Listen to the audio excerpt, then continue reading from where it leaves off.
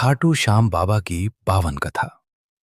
भारत की पावन धरती पर अनेक देवी देवताओं ने अवतार लिया, लेकिन कुछ ऐसे भी दिव्य स्वरूप हैं जिनकी महिमा युगों युगों तक भक्तों के हृदय में जीवित रहती है। ऐसे ही एक देव हैं खाटू श्याम बाबा, जिन्हें भक्त प्रेम से हारे का सहारा कहते हैं। ये कथा है उस महान वीर की जिसने अपना शीश दान कर अमरता पाई और जो आज भी अपने भक्तों की पुकार सुनते हैं। महाभारत का वो वीर बर्बरीक। त्रेता युग के बाद द्वापर युग में महाभारत का महासंग्राम होने वाला था। उसी समय एक ऐसा योद्धा था जिसके पास ऐसी शक्ति थी कि वो अकेला ही पूरी युद्ध की दिशा बदल सकता था। उसका नाम था बर्बरीक। बर्बरीक महान दानवीर घटोत्कच का पुत्र और भीम के पौत्र थे। बचपन से ही वे अद्भुत पराक्रमी थे। माता मोरबी ने उन्हें कठोर तपस्या का मार्ग दिखाया। बर्बरीक ने भगवान शिव की घोर तपस्या की और उनसे 3 अमोघ बाण प्राप्त किए।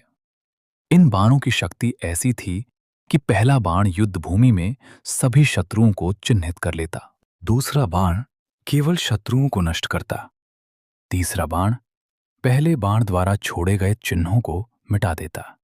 अर्थात बर्बरीक की विजय निश्चित थी। युद्ध देखने की इच्छा जब महाभारत का युद्ध आरंभ होने वाला था, तब बर्बरीक ने सोचा, मैं ये युद्ध अवश्य देखूंगा और जो पक्ष हार रहा होगा उसकी सहायता करूंगा। अपनी माता से अनुमति लेकर वे युद्ध भूमि की ओर निकल पड़े। रास्ते में उन्हें एक ब्राह्मण मिला जो वास्तव में भगवान श्री कृष्ण थे। श्री कृष्ण ने मुस्कुराते हुए पूछा, वत्स, तुम कहाँ जा रहे हो? बर्बरीक ने विनम्रता से उत्तर दिया, मैं महाभारत का युद्ध देखने जा रहा हूं और जो पक्ष कमजोर होगा उसका साथ दूंगा। श्री कृष्ण की लीला। श्री कृष्ण जानते थे कि यदि बर्बरीक युद्ध में उतरे तो युद्ध का संतुलन बिगड़ जाएगा। उन्होंने बर्बरीक की परीक्षा लेने का निश्चय किया। उन्होंने कहा, क्या तुम सच में इतने शक्तिशाली हो? जरा अपनी शक्ति दिखाओ। श्री कृष्ण ने एक पत्ते पर वृत्त बनाकर कहा, अगर तुम सच में सामर्थ्यवान हो तो अपने बाण से इस पत्ते को भेदो। बर्बरीक ने पहला बाण छोड़ा। वो बाण युद्ध भूमि में मौजूद हर पत्ते को चिन्हित कराया, यहां तक कि श्री कृष्ण के चरणों के नीचे रखे पत्ते को भी। श्री कृष्ण मुस्कुराए। वे समझ गए कि ये साधारण वीर नहीं है।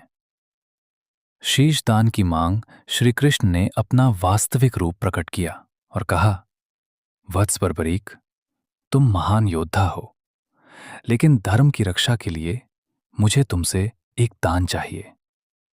बर्बरीक ने बिना सोचे कहा, प्रभु, जो मांगना हो मांगिए, क्षत्रिय का वचन कभी नहीं टलता। श्री कृष्ण ने शांत स्वर में कहा, मुझे तुम्हारा शीशदान चाहिए। ये सुनकर वहां सन्नाटा छा गया, लेकिन बर्बरीक के चेहरे पर कोई भय नहीं था। उन्होंने तुरंत अपना सिर काटकर श्री कृष्ण के चरणों में अर्पित कर दिया। अमर वरदान बर्बरीक के इस अद्भुत त्याग से श्री कृष्ण अत्यंत प्रसन्न हुए। उन्होंने कहा, वत्स, तुम आज से श्याम कहलाओगे। कलयुग में तुम मेरे नाम से पूजे जाओगे। श्री कृष्ण ने बर्बरीक के शीश को वरदान दिया कि वो पूरे महाभारत युद्ध को देख सके। उनका शीश एक ऊंचे स्थान पर स्थापित कर दिया गया, जहां से उन्होंने पूरा युद्ध देखा। युद्ध समाप्त होने पर श्री कृष्ण ने पूछा, कहो, युद्ध किसने जीता? बर्बरीक ने कहा, प्रभु, मैंने केवल आपको ही युद्ध करते देखा, कभी अर्जुन के रूप में, कभी भीम के रूप में। खाटू धाम की स्थापना कलयुग में वही शीश राजस्थान के सीकर जिले में स्थित खाटू नामक स्थान पर प्रकट हुआ। वहीं से बर्बरीक अब खाटू श्याम बाबा के रूप में पूजे जाने लगे। कहा जाता है कि जो भक्त सच्चे मन से बाबा को पुकारता है उसकी झोली कभी खाली नहीं रहती। इसलिए बाबा को कहा जाता है, हारे का सहारा श्याम हमारा। बाबा की महिमा, जो टूटा हुआ होता है बाबा उसे जोड़ते हैं, जो हारा हुआ होता है बाबा उसे जीत दिलाते हैं, जो निराश होता है बाबा उसे नई राह दिखाते हैं। आज भी लाखों भक्त पैदल यात्रा करके खाटू धाम पहुंचते हैं। फाल्गुन मेले में बाबा के दर्शन के लिए करोड़ों श्रद्धालु उमड़ पड़ते हैं। कथा की सीख।